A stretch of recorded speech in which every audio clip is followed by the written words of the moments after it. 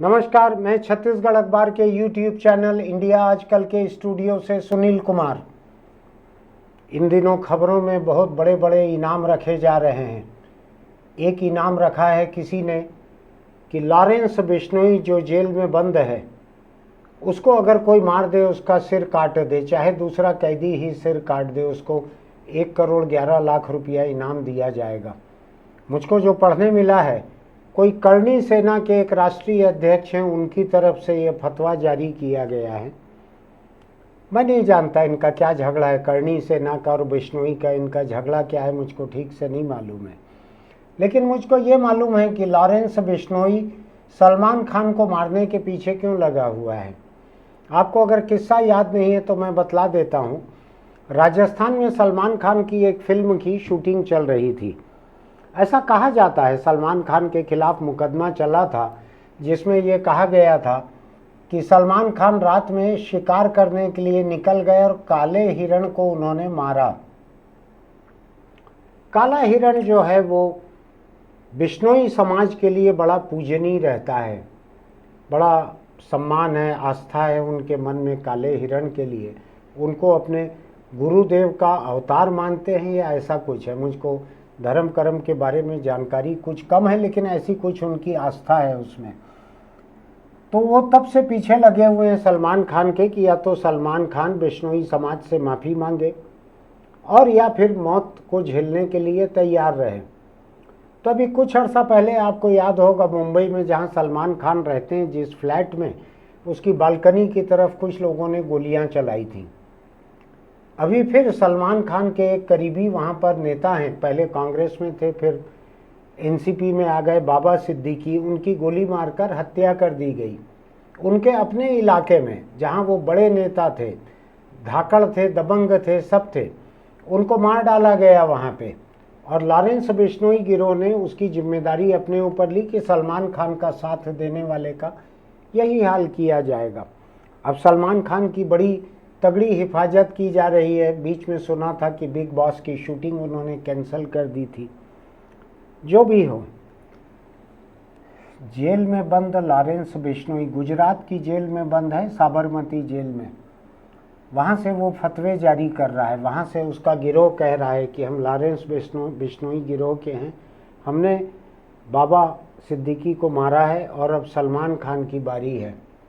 बिश्नोई समाज के लोग कह रहे हैं कि सलमान खान या तो आकर बिश्नोई समाज के मंदिर में माफ़ी मांग ले और नहीं तो फिर उनका जो हाल होना है वो होगा। ऐसे में करणी सेना के एक राष्ट्रीय अध्यक्ष कूद गए बीच में। उन्होंने कहा कि जो लॉरेंस बिश्नोई को मारेगा उसको 1,11,00,000 रुपए देंगे, चाहे जेल में दूसरा कैदी ही क्यों न मार ले। आपको ध्यान होगा कुछ दिन पहले बिहार के एक निर्दलीय सांसद हैं पप्पू यादव।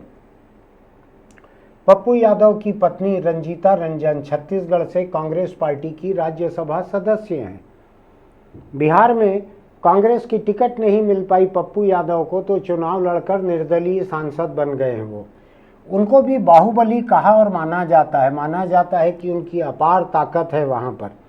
किस तरह की ताकत है मैं नहीं जानता, लेकिन उन्होंने बयान दे दिया कि अगर कानून इजाज़त दे तो 2 मिनट के भीतर लॉरेंस बिश्नोई का सफाया कर देंगे।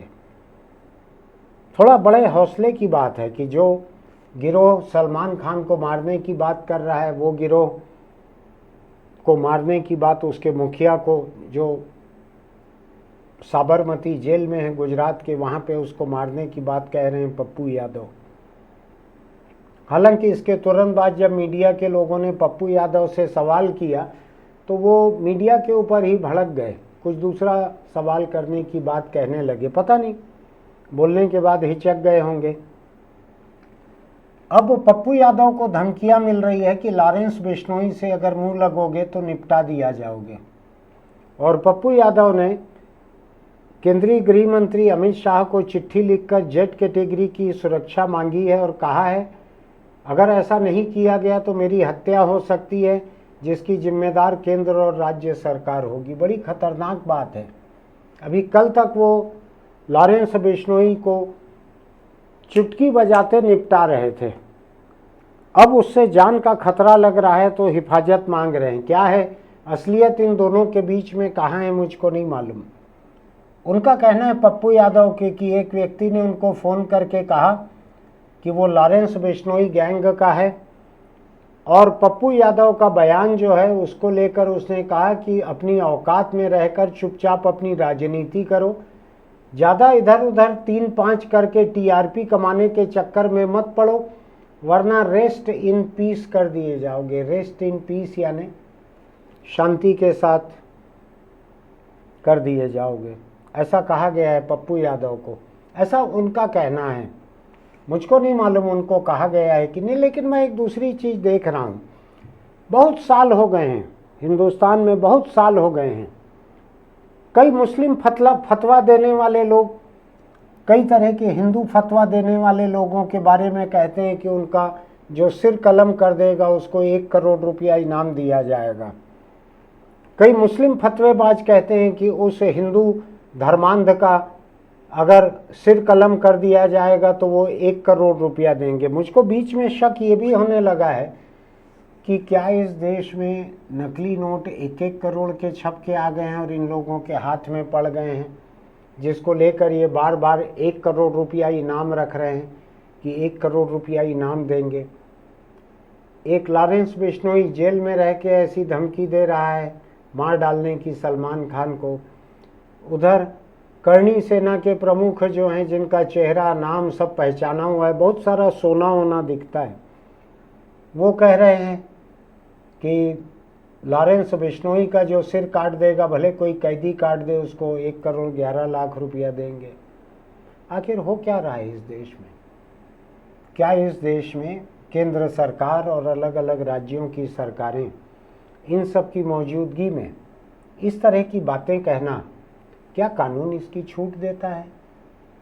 क्या कानून इसकी छूट देता है कि आप किसी का सिर काटने, उसकी जुबान काट के जो लाएगा उसको 1 करोड़ रुपया दिया जाएगा, जो सिर कलम करेगा उसको 1 करोड़ रुपया दिया जाएगा? क्या है ये सब? देश में कोई कानून है? देश में कोई सरकारें हैं? एक तो केंद्र सरकार है जो इसके पास कई तरह की एजेंसियां हैं, कई तरह के अधिकार हैं।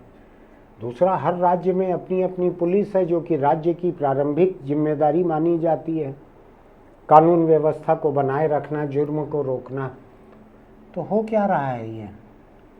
आधे राज्यों में तो शायद डबल इंजन की सरकार है, जो केंद्र में है वही राज्य में भी है। तो यहाँ तो डबल रफ्तार से जाकर ऐसे फतवेबाजों को गिरफ्तार करना चाहिए था, चाहे वो हिंदू हों, चाहे मुस्लिम हों, चाहे करणी सेना के राजपूत हों, चाहे वो बिश्नोई हो, चाहे कोई खान हो, जो भी हो, जो भी इस तरह का फतवा देते हैं, उनकी गिरफ्तारी क्यों नहीं होती है? मुझको लगता है कि सरकारें इस बात को जिस गंभीरता से लेना चाहिए उस गंभीरता से ले नहीं रही हैं।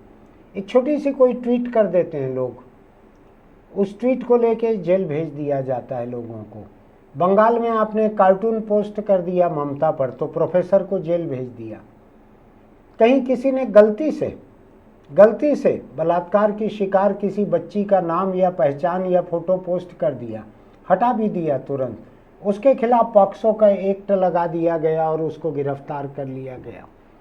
कुछ जगहों पर तो सरकारें जो हैं बिजली की रफ्तार से दौड़कर गिरफ्तारियां करती है, और कई जगहें ऐसी है जहां पर इस तरह के कत्ल करने की धमकी देने वाले लोगों का भी कुछ नहीं किया जा रहा। मैं नहीं जानता कि लॉरेंस बिश्नोई की हकीकत क्या है, मैं नहीं जानता, लेकिन सच तो ये है कि कनाडा की सरकार भी कहती है कि भारत सरकार लॉरेंस बिश्नोई गिरोह के लोगों को, के शूटरों को इस्तेमाल करके कनाडा में मर्डर करवा रही है, ऐसा कनाडा की सरकार का कहना है। मैं नहीं जानता वो सच बोल रही है कि झूठ बोल रही है। सवाल ये उठता है कि जेल में रहते हुए कोई व्यक्ति ऐसा राज कैसे कर सकता है कि वो कहीं पंजाब में एक गायक की हत्या करवा दे रहे हैं, खुल के कह रहे हैं हमने करवाई है। 5-5, 10-10 लोग बंदूकबाज जाके चारों तरफ से गोली मारकर कत्ल कर देते हैं। कहीं सलमान खान के दोस्त होने के नाते किसी को जान देनी पड़ रही है। अब सलमान खान की बारी है, ऐसा कह रहे हैं लोग। सरकारें क्या कर रही है? इस देश की सरकार क्या कर रही है? प्रदेशों की सरकारें क्या कर रही है? मैंने अभी तक यह भी नहीं सुना है कि मुंबई पुलिस ने जाकर गुजरात की साबरमती जेल में लॉरेंस बिश्नोई से पूछताछ भी की हो कि जो बाबा सिद्दीकी का जो कत्ल हुआ है वो तुम्हारे लोगों ने किया है क्या। मैं नहीं समझ पा रहा हूं कि देश में हो क्या रहा है, देश में और कितने बड़े बड़े जुर्म करने की छूट आप लोगों को दोगे। मुझको ये भी समझ नहीं आ रहा है कि मुंबई जैसे शहर में बाबा सिद्दीकी का कत्ल जिस आदमी ने किया उसको पुलिस ने मीडिया के सामने पेश कर दिया। उसने मीडिया के सामने बहुत सारे कैमरों के सामने पूरी प्रेस कॉन्फ्रेंस ली है कि उसने क्यों मारा, कैसे मारा। बाबा सिद्दीकी अच्छा व्यक्ति नहीं था, बाबा सिद्दीकी बुरा था, उसका दाऊद इब्राहिम से लेना देना था। ये सब बातें कौन कर रहा है? जो कह रहा है कि वो लॉरेंस बिश्नोई गिरोह का है और उसने बाबा सिद्दीकी को मारा है। यानी बाबा सिद्दीकी अच्छा था, बुरा था, जैसा भी था, उसको तो कांग्रेस से एनसीपी में ले गए, जो कि सत्तारूढ़ पार्टी संगठन की भागीदार है वहाँ पे महाराष्ट्र में। अब महाराष्ट्र की पुलिस उसके हत्यारे को मौका दे रही है ये कहने का कि बाबा सिद्दीकी का दाऊद इब्राहिम से लेना देना था। क्या हो रहा है ये सब? इस देश में आखिर कोई कानून जिंदा रहे या ना रहे? क्या मुजरिम इसी तरह से फतवे देते रहें? क्या मुजरिम इसी तरह से एक दूसरे की सुपारी देते रहें, गोली मारने का ठेका देते रहें? क्यों हो रहा है ये? क्यों छूट दी जा रही है इन तमाम चीज़ों की? कोई और देश होता, कोई और प्रदेश होता तो वो सबसे पहले जेलों में बंद मुजरिमों के हाथों से मोबाइल फ़ोन छीनता, जो कि कहा जाता है कि लॉरेंस बिश्नोई जो है जेल के भीतर से पूरी दुनिया में राज करता है, पूरी दुनिया में अपना गिरोह चलाता है। कई रिपोर्ट कहती हैं कि उसके गिरोह में 700 लोग हैं। क्या हो रहा है ये? मैं तो सुनता हूँ कि देश की सरकार बड़ी कड़क सरकार है, प्रधानमंत्री नरेंद्र मोदी बड़े कड़क हैं और केंद्रीय गृह मंत्री अमित शाह भी बहुत कड़क हैं, ऐसा मैं सुनता हूँ। तो पिछले 10 बरस में आपने 10-20 ऐसे फतवे नहीं सुने हैं जिसमें सिर काटने, जुबान काटने पे 1 करोड़ इनाम, 2 करोड़ इनाम? किसी ने तो 10 करोड़ इनाम भी रख दिया था। हो सकता है उनके पास 1 करोड़ वाले 10 नोट पहुंचे हुए हैं तो 10 करोड़ का इनाम रख दिया था। मैं आज बस इतना ही कहने आया हूं कि अगर इस देश का कानून गुंडों को, बदमाशों को इस तरह की धमकियां देने का मौका देगा, अगर सोशल मीडिया पर और अखबारों में, टेलीविज़न चैनलों में अगर कत्ल करने के फतवे और कत्ल करने पर बख्शीश और इनाम अगर इसी तरह छपते रहेंगे, इसी तरह दिखाए जाते रहेंगे टीवी पर, सोशल मीडिया इनसे पटा रहेगा, तो फिर कानून कहाँ चले गया इस देश का? क्या इस देश का कानून मारने की धमकी को जुर्म मानना बंद कर चुका है? इस देश का कानून सोच के देखिएगा। ये ढील देना आसान है कि एक गुंडा दूसरे गुंडे को मार रहा है, हमको क्या लेना देना, आपस में निपटे।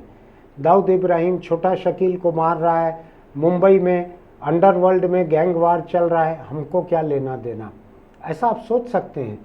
लेकिन लेना देना रहता है। देश के लोगों का भरोसा कानून पर से उठता है। एक दूसरा, गैंग वार जो है वो कभी भी मासूम नहीं होता। वो दूसरे गैंग को मारकर उसके इलाके पर राज कायम करने के लिए रहता है, साम्राज्य स्थापित करने के लिए। ये ठीक नहीं है किसी भी सरकार के लिए, न देश की सरकार के लिए, न प्रदेशों की सरकार के लिए।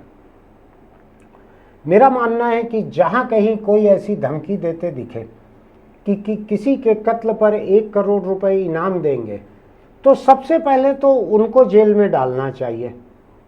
और वो 1 करोड़ रुपया कहाँ है उसको पूछ के जब्त करना चाहिए, उनकी संपत्ति जब्त करनी चाहिए, जिसके दम पर अगर ये सच की धमकी है या सच का इनाम है तो उस संपत्ति को भी जब्त कर लेना चाहिए। उस संपत्ति के दम पर वो एक कत्ल करने का फतवा दे रहे हैं, कत्ल करने का ठेका दे रहे हैं। अगर ऐसा नहीं किया जाएगा तो इस देश के कानून पर से मेरे सरीखे आम लोगों का भरोसा उठने लगेगा। हमको लगने लगेगा कि बहुत ही खराब नौबत हो गई है देश की। कत्ल के फतवों को, कत्ल के ठेकों को, कत्ल पर इनाम को हल्के में नहीं लेना चाहिए। जिस प्रदेश में दिया गया है उस प्रदेश की पुलिस को सबसे पहले ऐसे लोगों को गिरफ्तार करना चाहिए। कौन मारेगा, किसको मारेगा, ये बात की बात है। ऐसा ठेका अगर कोई दे रहा है, इनाम अगर कोई रख रहा है, इसको सबसे पहले जेल में डालना चाहिए। आप सोच के देखिएगा आपको क्या लगता है। मेरी ये बात अगर आपको तर्क संगत और न्याय संगत लगती है तो आप हमारे YouTube चैनल इंडिया आजकल को सब्सक्राइब कीजिएगा, नोटिफिकेशन की बटन दबाइएगा, लाइक कीजिएगा, दोस्तों के बीच बांटिएगा। ये फतवा आज किसी और के खिलाफ है, कल के दिन ये फतवा हमारे खिलाफ होने लगे तो क्या होगा। और इस फतवे के तहत अगर कोई किसी का कत्ल कर रहे हैं, उस बीच में कहीं हम आ जाएं तो क्या होगा। सोचिएगा इस बारे में, टिप्पणी में लिखिएगा, कमेंट बॉक्स में। चलते चलते छोटी सी सलाह, अगर आप गुटखा, तम्बाकू, बीड़ी किसी चीज़ के शौकीन हैं, तंबाकू के किसी भी शक्ल में खाने पीने के शौकीन हैं, छोड़ दीजिए। क्योंकि आप जितने तंबाकू के शौकीन हैं, कैंसर भी आपको खाने का उतना ही शौकीन है। वो कैंसर के लायक मरीजों को छांट छांट के उनके मुंह में, गले में, फेफड़े में घर बना लेता है। और फिर मैं बता चुका हूँ कई बार आपको, कैंसर अपना मोबाइल फ़ोन निकाल कर लाइव लोकेशन भेजता है ऊपर, वहाँ से फिर भैंस के ऊपर रंगीन रेशमी धोती पहनकर, सुनहला मुकुट पहनकर, एक सुनहली गदा लेकर बड़ी मूंछों वाला एक आदमी आता है और फिर तंबाकू खाने के शौकीन लोगों को बांधकर भैंसे के पीछे घसीट कर ले जाता है। अपने परिवार को ऐसी तकलीफ मत दीजिए, तंबाकू छोड़ दीजिए। फिर मिलेंगे।